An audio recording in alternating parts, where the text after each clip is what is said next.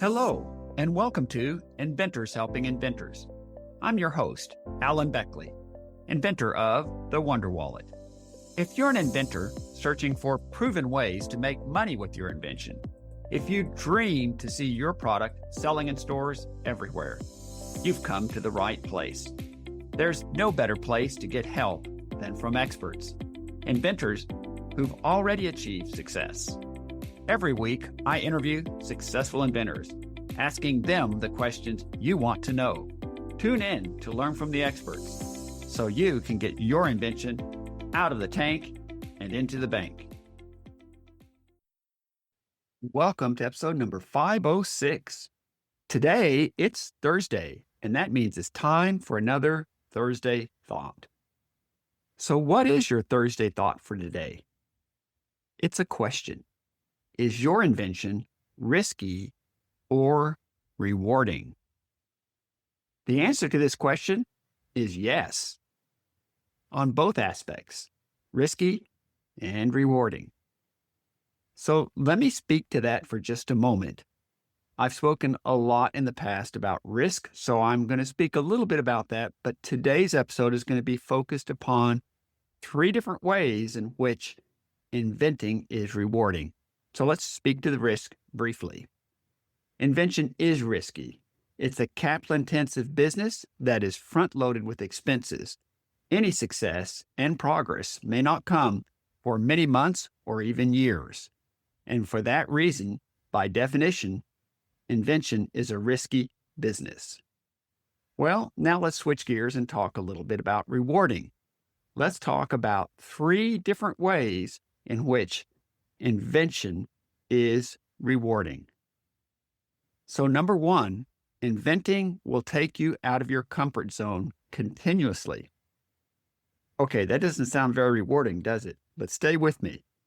When you move out of your comfort zone, you'll gain personal growth as a result, and you will become a different, more confident person. Let me give you some examples. Most inventors are not particularly good naturally at marketing.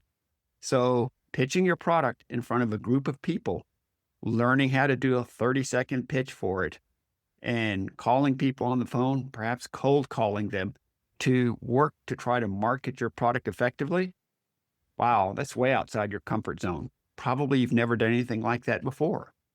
So there's a funny thing about comfort zones. As an entrepreneur, your charge is to continually push beyond your comfort zones. But once you move beyond a comfort zone, now you expand the area that is comfortable for you. So now it's not so uncomfortable to make a phone call to pitch your product or to meet with a group of people and to come up with a 30-second pitch.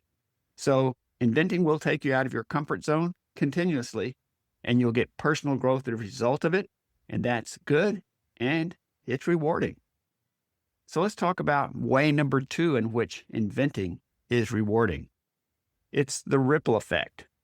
You know this. Pick up a pebble, throw it up in the air over a lake and watch it hit. And then wherever it hits, there'll be a whole series of concentric waves that will move out from that rock and will go all the way to the shore. That's ripples. That's the ripple effect. Well, when you're an inventor, you will also experience the ripple effect of even a modestly successful product. So, for example, as you begin to sell your product in some fashion, you're going to get feedback from people that it's helped them in ways that maybe you didn't imagine. It might help people that you don't know in ways you couldn't imagine. And I have to share with you, since I've had this podcast, interviewed hundreds of successful inventors, some of these people are truly changing the world in amazing ways, and that is a huge ripple effect. So I just want to stress to you, one of the key reasons to be an inventor to begin with is the ripple effect is very rewarding. To see that your little product has helped others in ways you could have never anticipated. Now let's go to the 3rd way in which inventing is rewarding, and that is the obvious one. The success factor. Having a successful product in the marketplace is its own reward. Honestly, there's no feeling like going into a retail store, like in my case, Walmart or other retailers, and seeing your product on those store shelves. Maybe seeing somebody buy your product. There's just nothing like it. To realize you've created something that did not exist before, you've put it out into the world, and now consumers are accepting it and getting some benefits from it. So that's the third way in which inventing is rewarding. I've shared before, but I had a long journey to finally get to success with my product, and I've been helping other inventors now for over 6 years. If you could use some help or advice, just send me an email, alan@alanbeckley.com, and put help in the subject line. And again, just to recap today's talk, is your invention risky or rewarding? My answer is yes to both. And focusing on the reward side of it, we talked about 3 different ways in which inventing is rewarding. Number 1, inventing will take you out of your comfort zone and you'll grow personally and get to new places because of it. Number 2, the ripple effect, how your invention helps others in often surprising ways. And number 3 is clearly the success factor. When you achieve success, it's just tremendously rewarding to see your product selling in the marketplace. Thanks as always for listening, and we'll be talking to you again soon.